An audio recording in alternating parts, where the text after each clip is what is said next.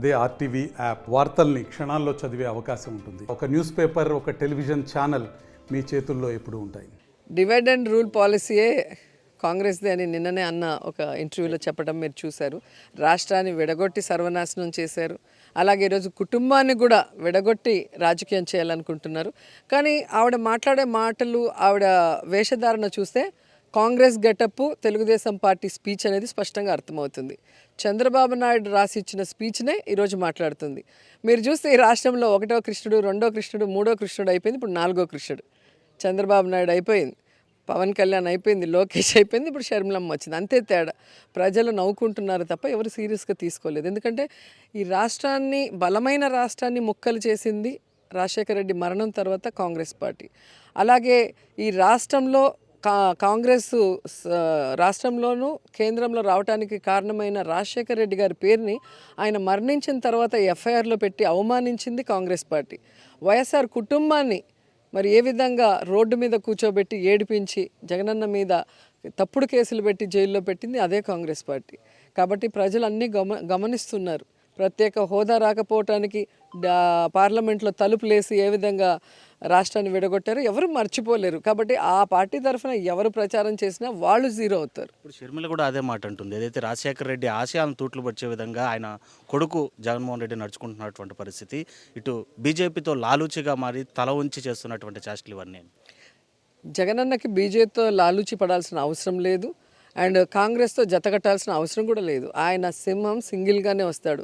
ఈ విధంగా పార్టీలు పెట్టి విలీనాలు చేసి పక్క రాష్ట్రాలకు వచ్చి ఇంకో పార్టీ కండు వేసుకొని ఇంకోటి చేయాల్సిన అవసరం జగనన్నకు లేదు. వైసీపీ పార్టీని నా భుజాన వేసుకొని పాదయాత్ర చేశాను. వైసీపీ పార్టీని నా పాదయాత్రతో నా ఇంటిని, నా బిడ్డల్ని పక్కన పెట్టి 3200 కిలోమీటర్లు పాదయాత్ర చేసి ఆ పార్టీని నిలబెట్టాను. వైసీపీ పార్టీకి ఏ అవసరం వచ్చినా నేను అండగా నిలబడ్డాను. ఆ పార్టీని అధికారంలోకి తెచ్చాను. ఈ రోజు కనీస కృతజ్ఞత లేకుండా ఈ రోజు నా మీద, నా వ్యక్తిగత జీవితం మీద, నా పేరు మీద నానా రకాలుగా నా మీద దాడి చేస్తున్నారు. అయినా చెప్తున్నాం, భయపడేది కాదు రాజశేఖర రెడ్డి బిడ్డ. పులి కడుపున పులే పుడుతుంది. నా ఒంట్లో ప్రవహిస్తున్నది రాజశేఖర రెడ్డి రక్తం. వైఎస్ షర్మిల రెడ్డి ఇక్కడ. నా గుండెలో నిజాయితీ ఉంది. ఆంధ్ర రాష్ట్ర ప్రజలకు అన్యాయం జరుగుతుంది కాబట్టి ఇప్పుడున్న ప్రభుత్వమైన ప్రతిపక్షమైన ఆంధ్ర రాష్ట్ర ప్రజలను గాలి కొదిలేసింది కాబట్టి మళ్ళీ స్పెషల్ స్టేటస్ రావాలని, పోలవరం కావాలని, మనకు రాజధాని కావాలని, మన బిడ్డలకు ఉద్యోగాలు రావాలని, రైతులకు రుణమాఫీ జరగాలని, మన రాష్ట్రం మళ్ళీ అభివృద్ధి చెందాలని రాజశేఖర రెడ్డి బిడ్డ ఈ బాధ్యత, ఈ భారాన్ని భుజాన వేసుకొని నా పుట్టింటికి, ఎక్కడైతే నేను పుట్టానో రాజశేఖర రెడ్డి బిడ్డ తన పుట్టింటికి వచ్చి ఇక్కడ రాజకీయాలు చేస్తుంది తప్ప రాజశేఖర రెడ్డి బిడ్డ మరి ఏమిటో కాదు, రాజశేఖర రెడ్డి రక్తం అని మీరు గుర్తుపెట్టుకోవాలి.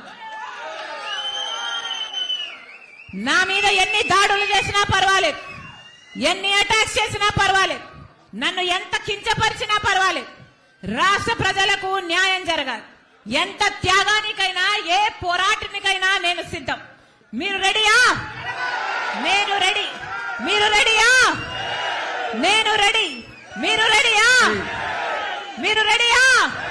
మీరు రెడీయా? మరిన్ని వీడియోస్ కోసం ఛానల్ ని సబ్స్క్రైబ్ చేయండి. లేటెస్ట్ అప్డేట్స్ కోసం వాట్సాప్ ఛానల్ ని ఫాలో చేయండి. అండ్ లింక్ డిస్క్రిప్షన్ లో ఉంది.